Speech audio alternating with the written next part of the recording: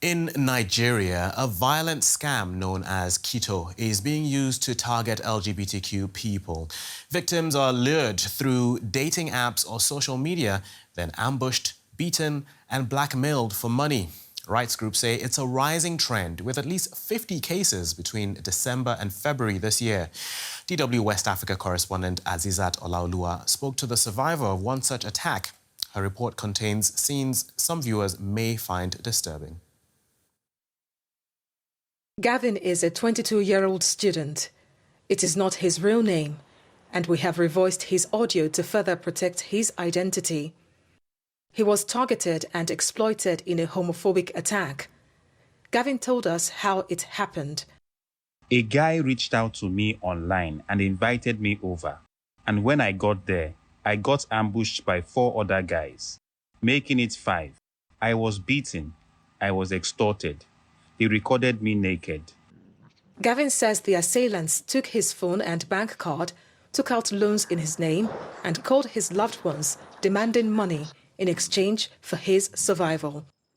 They borrowed money on 3 of my accounts, collected about 400 euros from my parents. My savings were about 190 euros. They collected it. My phone was worth more than 300 euros. They took it and extorted money from my friends too. Gavin was held for 8 hours and only released when his captors had wrung enough money out of him. But his trauma remains. Getting assaulted, molested that way physically, it hurts me emotionally. I don't even socialize as much as I used to because of the trauma of the experience. Every day, it feels like I have a target on my back. Every day, it feels like I can't show my true self. I have to hide who I am. Being gay is widely considered shameful in Nigeria. Videos showing the public humiliation of gay men circulate freely online, while anything considered to be gay attracts homophobic comments on social media. We must warn you, the next video contains distressing scenes.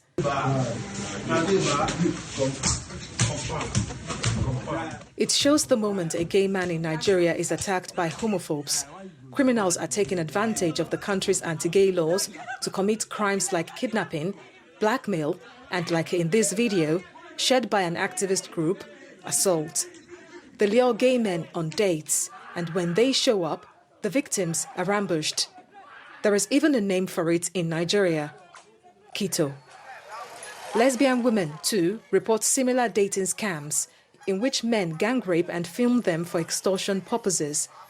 The Initiative for Equal Rights, TIERS, recorded more than 500 human rights violations against the LGBTQ community in 2024 alone. Another activist group called Time Nigeria has stepped in to offer support with workshops and feedback sessions. But participants meet in secret because they fear being attacked. The people behind me are some of the survivors of homophobic attacks in Nigeria, a country that is deeply conservative. Same-sex relationships are criminalized, and offenses carry up to 14 years imprisonment, forcing LGBTQ+ people to live in constant fear and making them easy targets of extortionists. Sometimes, the group even negotiates with the criminals during kito incidents. What I normally do is that just to help to negotiate some certain amount, reasonable amount of money. But there are some cases that we have some high amount of money and they're still demanding. They cannot remove anything. And we have some cases that community members have spent 1 week or more than 1 week with them. And there is worse. Some of them have even been killed. Hilary Ikechukwu was thrown out of the window of a 2-story building when he tried to escape his abductors. The 23-year-old later died from his injuries. During his funeral service, a group of young men showed up at his family home and sang homophobic songs. It was barely 2 weeks after my case that I saw Hilary's case, and I cried. I really cried because that could have been me. It's very sad that people still have to live in a world where they can be killed just for being themselves. But with the help of groups like Timed Nigeria, Some survivors of homophobia in the country are finding some relief in their quest for justice. Because of the kind of country we live in, where it is criminalized, it makes it very hard for a queer person to seek for justice from a kidnap case. We've been doing a lot of advocacy on that to let people understand that, no, see yourself as a guy first. See yourself as an human first. Go and report that case. And if the police do not listen to you, reach out to NGOs that can help you on these cases. Even so, Gavin and other Nigerian survivors fear for their own safety, often feeling trapped in the closet as they work to overcome their trauma. I would like to see a Nigeria where gay people are able to live their truth without the fear of being judged, without the fear of being condemned. A Nigeria where straight and gay people can live freely, communicate, and help each other equally. So, for now, Gavin and others like him are left dreaming of a world in which they can be free and safe. We spoke to Chizelu Emejulu, a lawyer with Minority Watch, an NGO in Lagos which is monitoring these cases, and asked him to tell us the scale of what they've encountered. We see the attitude even in government places, like there's a case that is currently in court. Just to give you a background of what is going on. So the case is currently in court and it's a kito case where some perpetrators were arrested and they're currently being prosecuted.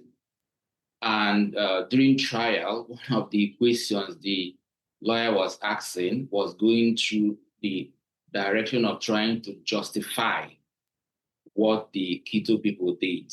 And he was trying to, the line of questioning was to the effect that he's not denying that these people did what they did, but he's trying to claim that because this person is gay, his line of questioning was to establish that the survivors are gay, and if you are gay, you went there willingly, and if you went there willingly, then whatever happened to you is justified. So I think that this is kind of mindset that is fueling this kind of attack. So yes, that is what we are seeing. And would you say this is why these attackers are able to operate in such an organized but also open manner without, often without consequences? So I will say that they do this because there is no, they feel that there's no consequence. And there's no consequence because the government of Nigeria has shown that you could attack gay people and get away with it. And what they have done to show this mindset is by passing the Same-Sex Marriage Prohibition Act, which tries to criminalize a lot of things, not just same-sex marriage, but public display of affection and a lot of other things. And they did this despite the opposition of civil society organizations, NGOs that told them that this is going to lead to violence. They ignored it, and then the violence is happening. So what I think is going on is there's a belief, there's an impunity, there's a belief that if I do this, I will get away with it. And people are beginning to see that homophobia, if you put some effort in homophobia, it pays. It's going to generate some money. And this is what they are seeing, because what is going on is kidnapping, armed robbery, requesting for ransom. So they're beginning to do this, seeing that it pays and that the government is not paying attention. The government is not tackling this with the seriousness it deserves. And they're beginning to attack people because they know that they will get away with it. So first of all, the government is the one that has set the tone, and non-state actors have seen that if the government has given us the leeway to attack people, we can do that. And if we do it the first time we get away with it, we can do it a second and a third time. So that's why it is increasing and it seems to be spiraling and getting out of hand. Yeah, just wondering from a legal standpoint, though, what protections, if any, do these LGBTQ victims or people have in Nigeria? Just, I mean, by merely being citizens, by merely being people in the country. Surely that on its own should be, there should be some kind of protection.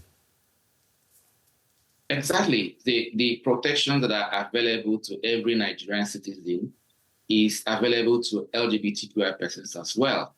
The Constitution, where the fundamental rights of everyone is protected, does not specify that you are going to enjoy it if you're of a particular sexual orientation. Indeed, the Constitution, the wording of the Constitution provides that these rights will be enjoyed by everyone. The wording says, sometimes it says every person, everyone, every person, right? So it does not make a distinction between people who belong to the LGBT community and who do not. And with regards to protection, it's important to also understand what is criminalized in Nigeria, all right? So what is prohibited is specific sexual activities. That is what the Nigerian law prohibits, and not the identity itself. But what we are seeing is people being attacked because of their real or perceived sexual identity, right? Because of their real or perceived sexual orientation. So people are attacked because of their identity, but the law does not criminalize identity, right? So it begins to show us that there is a lot of protection, because if the law does not prohibit this, you cannot prosecute, you cannot attack based on what the law does not prosecute, right. does not prohibit. Furthermore, as I said earlier, there are a lot of protections available in the Constitution, and there are other laws like Violence Against Persons Act and other laws, even Cyber Crimes Act, where people's rights, if you stop someone on the internet, the law has remedies, to protect you from such stopping. So there's a lot of legal remedies, and indeed we at Minority Watch are beginning to take advantage of those legal remedies, and we are, it's a one step at a time, and we hope that eventually the courts will agree with us that the legal protections that are available to every Nigerian is also available to LGBTQI persons. Have you seen any signs of that playing out, for example, where perpetrators are actually brought to justice in these cases? Yes, we have a number of cases that has gone through the courts. The first one would be the one we experienced in, I think it was 2023, early 2023, where a transgender woman reported such abuse, a violation of her right to the police, and we insisted with the police that the matter should be taken to court, and indeed it went to court, and we saw how the magistrate treated the trans woman with respect. That was here in Lagos, and even though the matter was settled out of court eventually, her medical bills and medical expenses paid by the perpetrator, we saw how she was treated with respect. So we lost an opportunity of getting a conviction to show the attitude of the courts. And then, of course, we have another case that the perpetrator came to court, and he was charged and pleaded guilty today, not guilty, was vacillating until eventually he pleaded guilty and he was convicted. But we are worried about the outcome of the sentencing, because the magistrate, again in Lagos here, sentenced him to 3 months in prison. And one of the things he did was to bite off the ear of his perpetrator, of his victim. And we are worried that given that kind of injury inflicted on a human being, the court ought not to have, sentence this person to 3 months. But happily, we have other cases that are ongoing, including the one I mentioned at the opening stages of this interview. It's ongoing, and we are being hopeful that the the outcome will be good. And we have other cases that we hope that they will eventually find their way to court and we get favorable pronouncements. Okay. Chizalu Emejulu, thank you for speaking to us and giving us that picture. Pleasure.